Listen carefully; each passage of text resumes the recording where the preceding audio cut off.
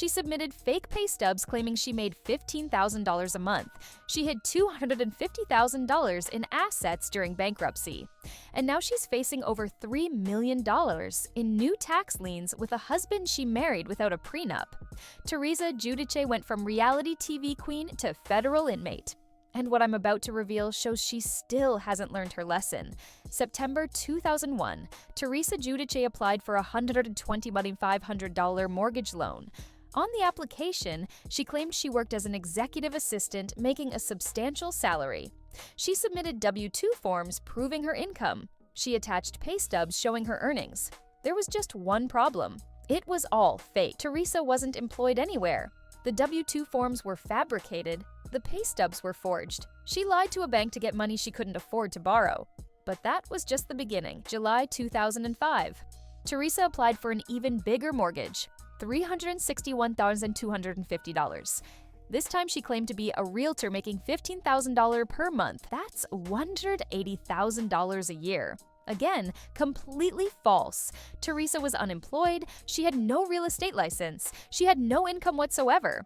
But she submitted fake documents anyway and got the loan.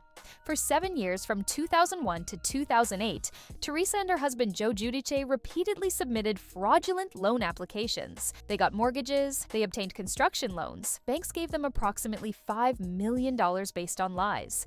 That's $5 million they borrowed by lying about their jobs, their income, and their finances. But the fraud didn't stop there. In October 2009, the Giudices filed for bankruptcy. They claimed they owed more than $10 million in debts. On television, Teresa told The View that Joe's tenants in his 4 apartment buildings couldn't pay rent during the economic downturn. She said he was caught up in lawsuits regarding properties. She made it sound like they were victims of bad circumstances. But federal prosecutors saw something very different. When you file for bankruptcy, you're required to disclose all your assets, everything you own, every source of income, any businesses you operate. The Giudices were supposed to be honest with the bankruptcy trustee so their debts could be properly managed. Instead, they lied. They failed to report $250,000 in assets, $250,000 they just didn't mention. They concealed 3 vehicles. They hid a boat. They owned properties that housed a pizza restaurant but didn't disclose them.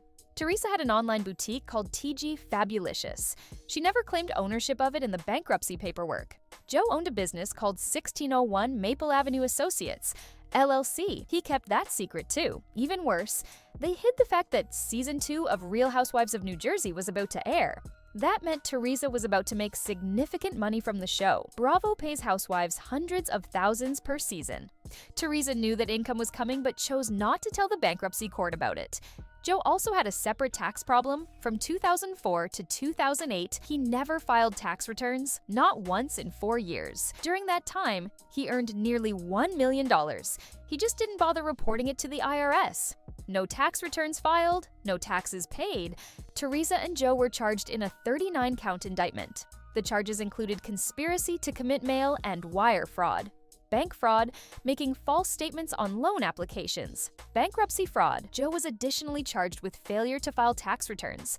Each charge carried serious prison time. Some counts had maximum penalties of 30 years in prison and $1 million fines. Teresa's attorney immediately proclaimed her innocence. Teresa issued a statement saying she supported Joe as a wonderful husband and father.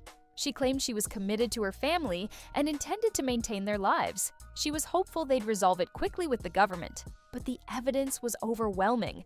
Federal prosecutors had documentation proving every lie. They had the fake W-2 forms Teresa submitted. They had the fraudulent pay stubs. They had records showing she wasn't employed when she claimed to be making thousands monthly. They had bankruptcy documents showing what the Giudices disclosed versus what they actually owned. U.S. Attorney Paul J. Fishman stated, Teresa and Giuseppe Giudice used deception and fraud to cheat banks, bankruptcy court, and the IRS. The evidence was so strong that fighting the charges would have been pointless. March 4, 2014. Teresa and Joe pleaded guilty before U.S. District Judge Esther Salas. They each admitted to conspiracy to commit mail and wire fraud. They pleaded guilty to bankruptcy fraud by concealment of assets. They admitted bankruptcy fraud by false oaths. They confessed to bankruptcy fraud by false declarations. Joe additionally pleaded guilty to failure to file a tax return. They stood in federal court and admitted they'd been lying for years. U.S. Attorney Fishman said, "With their guilty pleas, they admitted the schemes with which they were charged. Having now confessed their wrongdoing, the Giudices face the real cost of their criminal conduct." October 2, 2014, sentencing day. Judge Salas had a difficult decision. Teresa had 4 young daughters at home. Joe also needed to be there for his kids. The judge couldn't send both parents to prison simultaneously, so she structured their sentences to be served separately. Teresa was sentenced to 15 months in federal prison. Joe received 41 months. They would serve their time one after the other. But here's where it got interesting. Judge Salas almost gave Teresa probation instead of prison. She considered letting Teresa avoid jail time altogether. What changed her mind? Teresa's behavior during the case. According to reports, Teresa offended the court with her attitude and lack of genuine remorse. The judge felt Teresa wasn't taking her crimes seriously enough, so instead of probation, Teresa got 15 months behind bars. January 5, 2015, Teresa reported to the Federal Correctional Institution in Danbury, Connecticut. The same prison that inspired Orange is the New Black. She was inmate mark 65703-50.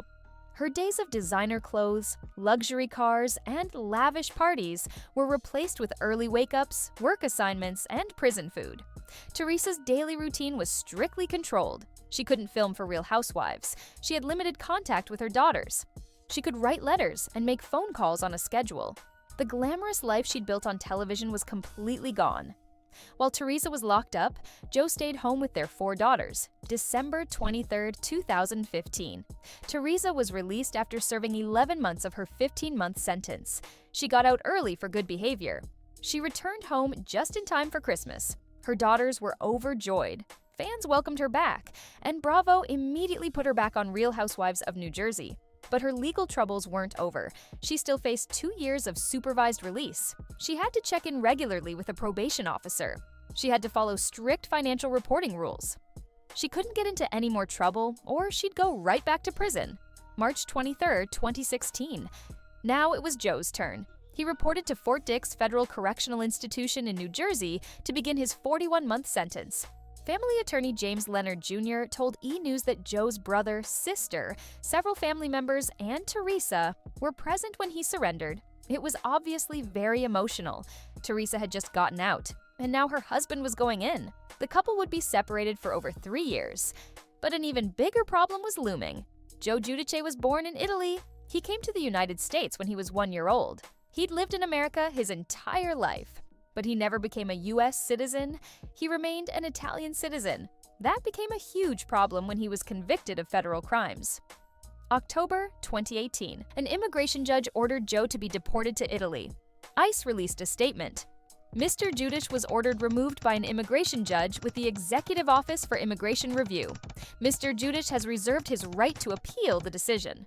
Joe's lawyers immediately filed appeals. They argued he'd been in America since he was a baby. His wife was here. His 4 daughters were American citizens. His entire life was in New Jersey. Deporting him would destroy his family. But the government didn't care. Joe was a convicted felon and not a U.S. citizen. That meant deportation. March 14, 2019. Joe completed his 41-month prison sentence. Most people would celebrate finally being free, not Joe. He was transferred directly from prison to an immigration detention center in western Pennsylvania. He wasn't going home. He was being held by ICE while his deportation appeals continued. The legal battle dragged on for months. Joe sat in detention while lawyers fought to keep him in America. Teresa visited him, but their marriage was crumbling under the pressure. October 2019. Joe made a decision. Rather than sit in immigration detention indefinitely waiting for appeals, he voluntarily flew to Italy. He would wait there for a final decision on his case. April 2020. Joe's 3rd and final appeal was denied. He would never be allowed to return to the United States. His wife was in New Jersey. His 4 daughters were in New Jersey. His entire life had been in New Jersey, but he was permanently banned from entering America. December 2019. Teresa and Joe announced their separation. They'd been married for 20 years. They had 4 children together. Their divorce was finalized. Teresa was officially single. Joe remained in Italy, trying to maintain relationships with his daughters through video calls and occasional visits when they could travel to see him. But what about Teresa? Did she learn from federal prison? Did spending 11 months behind bars teach her to follow the law and pay her taxes properly? Apparently not. In October 2023, Teresa made headlines again for unpaid taxes. She owed over $1 million to the state of New Jersey. Where did she get the money to make that payment? According to reports, her new husband, Luis Ruelas, took out a $1 million loan. He borrowed $1 million to pay Teresa's tax debt and their mortgage on the $3.4 million mansion they'd purchased in 2021. August 2022. Teresa married Luis Ruelas in a lavish ceremony. It was her second marriage. Luis had been married before, too, and brought 2 sons into their blended family. Together with Teresa's 4 daughters, they created a family of 6 children. But here's the shocking part.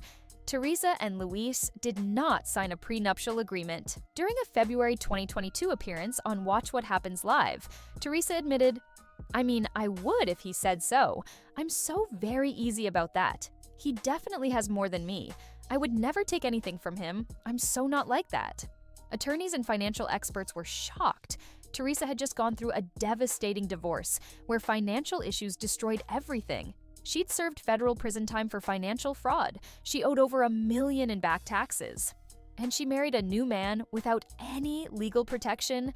Without a prenup, they were 50-50 partners in everything, assets and debts. March 6, 2025. Court documents revealed Luis Ruelas over $2.5 million in unpaid taxes. A tax lien was filed against him. March 20th, 2025. Just 2 weeks later, another tax lien. This time against Teresa. She owed $303,189.20 to the state. Together, Teresa and Luis owed nearly $3 million in unpaid taxes. And that's just to New Jersey. December 2024. Another tax lien had been filed against Luis. Attorney Adam Michael Sachs told the U.S. Sun, if they divorce with no prenup, it would be a mess. Husband and wife are 50-50 partners. If you have a debt, that could be half yours and half his. Marilyn Chinitz, a matrimonial lawyer, told OK Magazine, "One would hope that after her 2014 tax liability conviction, Teresa would have avoided further federal or state tax issues. It is not clear whether or not her new tax issues stem from her prior legal challenges, but what is clear is that as a married couple, if the parties jointly filed their returns, Teresa may have liability for the tax lien associated with her husband." Think about that. Legal experts are saying Teresa could go back to prison if these tax liens represent new offenses rather than old debts. She's a convicted felon who served time for financial fraud. If she's committed new tax violations, the government won't be lenient. They'll throw the book at her. In mid-2025, during a live TV interview, Teresa was asked about the tax debt. She abruptly ended the conversation. She refused to discuss it. The video went viral. Fans were furious. How could she still not take financial responsibility seriously after everything she'd been through? Teresa served 11 months in federal prison. Her husband was deported. Her marriage ended. Her daughters grew up with both parents behind bars. She lost years of her life to fraud convictions. And here she is again, facing massive tax debts and refusing to address them publicly. In November 2024, Luis Ruelas requested an extension for repayment of a $1 million loan he'd taken out in 2023, the same loan he'd used to pay Teresa's previous tax debt. He also requested an additional $250,000. The total loan would now be $125 million, and he must pay it back by March 2026. So Luis borrowed $1 million to pay Teresa's old taxes. Now he owes that million plus interest. Meanwhile, they have new tax liens totaling nearly $3 million. Where is the money going to come from? Teresa makes money from Real Housewives of New Jersey. She gets paid for cameo videos. She launched a lipstick line. She has a podcast called Turning the Tables by Teresa Giudice. But is that enough to pay off $3 million in tax liens plus a $1.25 million loan? Bravo hasn't confirmed whether Teresa will return for season 15 of RHO&J. The show is currently on pause amid cast conflicts and declining ratings. If Teresa loses her Bravo paycheck, her financial situation becomes even more desperate. At 52 years old, Teresa Giudice has spent over a decade dealing with legal and financial disasters. She went from living in a 10,000 square foot mansion to federal prison. She lost her first husband to deportation. She married a new man without a prenup who now owes $2.5 million in taxes. She faces the possibility of going back to prison if she doesn't resolve her tax issues properly. The pattern is undeniable. Teresa has never learned to handle money responsibly. She's never learned to pay her taxes properly.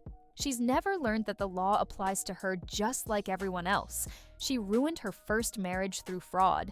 She's now jeopardizing her second marriage through the same financial recklessness. Her 4 daughters have watched their mother go to prison, their father get deported, and now their stepfather face massive tax liens. This is the legacy Teresa has created, not the cookbooks or the reality TV fame. The legacy is fraud, prison, deportation, and endless tax problems. And she still claims she was innocent all along. In June 2024, Teresa told reporters she maintains her innocence despite pleading guilty in 2014. She claims she had no knowledge of what Joe was doing. She says she signed papers without knowing their true nature because he told her to. But that's not what she admitted in federal court. She stood before Judge Salas and pleaded guilty to conspiracy to commit mail and wire fraud. She admitted to bankruptcy fraud by concealment of assets. She confessed to bankruptcy fraud by false oaths and false declarations. Those aren't things you do by accident. Those aren't crimes you commit without knowing. Teresa made choices. She chose to submit fake pay stubs. She chose to lie on loan applications. She chose to hide assets during bankruptcy. And now she's choosing to ignore $3 million in tax liens until the government forces her to deal with them. Can Teresa turn her life around before it's too late? Will she finally face the consequences of her repeated financial recklessness? Or will she end up back in federal prison, leaving her daughters and husband behind once again?